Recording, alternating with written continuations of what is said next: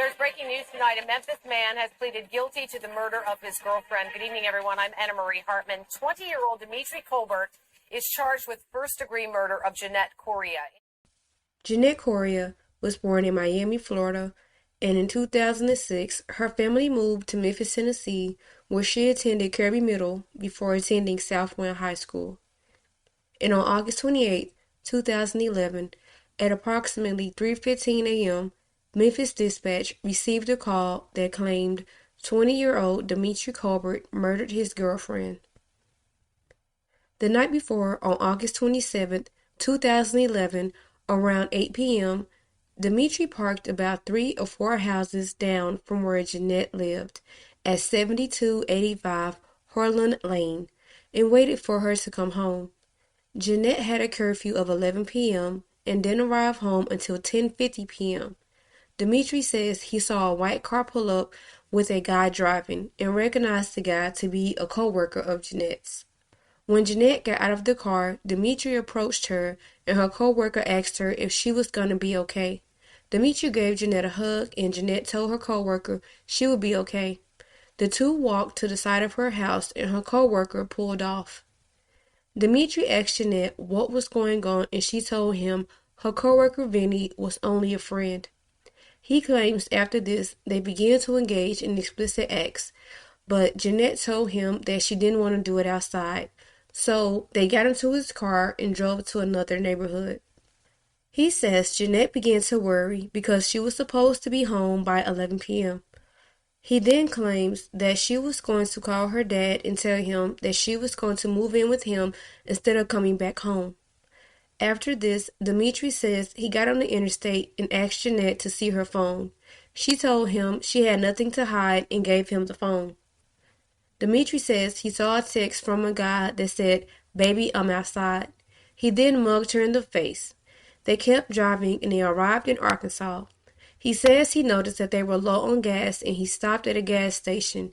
He asked Janette if he could trust her not to do anything stupid. Things went downhill from here. Janette got out of the car and ran up to people screaming, "Help me, help me," but the people just looked at her. Dimitri became enraged and got out of the car and grabbed Janette and put her back in and drove off. He then told Janette he was going to have to put her in the trunk so that way she wouldn't be able to yell or try anything stupid while he got gas. But he kept driving. He says instead they ended up on a dark road and says Janette began to say she was sorry. He told her to be quiet. He then told her he was going to kill her and then himself. Dimitri began punching Janette in her face and said that he remembered he had a BB gun in his trunk. He then got out of the car and pulled Janette from the passenger side through the driver's side by the hand and walked her to the trunk. He then grabbed the BB gun and Janette pulled away and got back into the car, and that's when Dimitri says he pumped his gun about 8 to 10 times, walked around and shot her in the right side of the neck from outside of the car. He then got back into the car, cut on the light inside of the car and took a picture of Janette with the blood coming out of her neck and sent it to his mom. Afterwards, he began to get many phone calls, but he only answered for his mom. He told her that he had done something bad. But Janette wasn't dead, however, so Dimitri reached in the back seat and grabbed a laptop. He hit Janette in her head twice, breaking it on the second hit. Dimitri got his BB gun again, pumped it, and shot Janette in the left side of her neck and then once again in her left ear. He then started hitting Janette with the back of the BB gun until it broke. He then hit her an additional 4 or 5 times with the trigger part of the BB gun. He then grabbed one half of what was left of the laptop and hit Janette another 3 or 4 times. He said that she was still alive, so he looked in the back seat and saw the power cord for the laptop and wrapped it around her neck.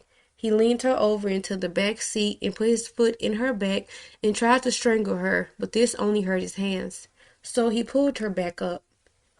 He tried again strangling Janette and noticed that the cord was slightly wrapped around her eye. He moved the cord down to her neck and then pulled just like before with his foot in her back. And he stopped once again because his hands began to hurt. He says after this, she was still alive, so he pushed her out of the car and backed over Janette. He got out of the car and saw her legs were still moving, so he got back in the car, put it in drive, and backed over her twice more. The second time, Janette became stuck under the car and wouldn't move. Dimitri got back out of his car and walked around and saw Janette's sock sticking from under the front right side of the car. He grabbed her from underneath the car and put her in the back seat, stating that he didn't want to leave her there. He then drove to a gas station and made a Facebook post that read, "If we're reading this, it probably means I'm already dead. Sorry, God." He tried to put on the shirt that read security, but it had blood all on it, and so did his hands. He went into the gas station and quickly paid for the gas and drove back to Memphis. He received a call from his sister, and she said their mom wanted to talk to him, and Dimitri told her to meet him at his apartment. He then stopped at a McDonald's and got a large Powerade and met his mother, brother, and sister at his apartment. When he arrived, his mom asked where was Janette, and he told her she was in the back seat. His mom didn't want to look, but his brother and sister did. After this, he told them he wanted to go to a different location because they were talking too loud, and he didn't want the neighbors to hear them all talking. He then got back in his car and drove to a different location on Dunlap, and this is where a police car drove by and made a U-turn, and a chase began.